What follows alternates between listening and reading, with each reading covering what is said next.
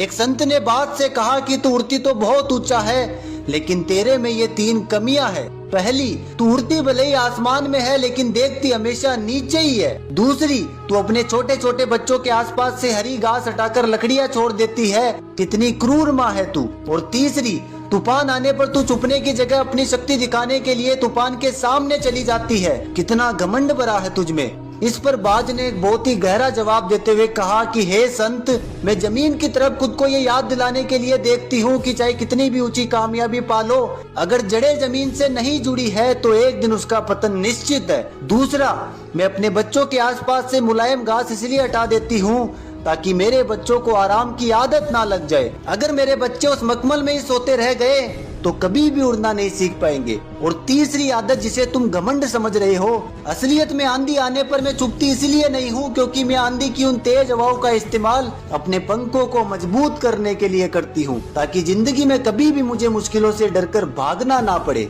बाज की ये बात सुनकर संत को एक बहुत ही गहरी बात समझ में आई, जो हम सबको भी सीखनी चाहिए कि आराम इंसान को कमजोर बना देता है लेकिन संघर्ष उसे मजबूत बना देता है। और सफलता अक्सर इंसान को परखती है कि सफल होने के बाद भी ये जमीन से जुड़ा भी रहेगा या नहीं। कमेंट करके बताना कि आपको कौन सी बात सही लगी।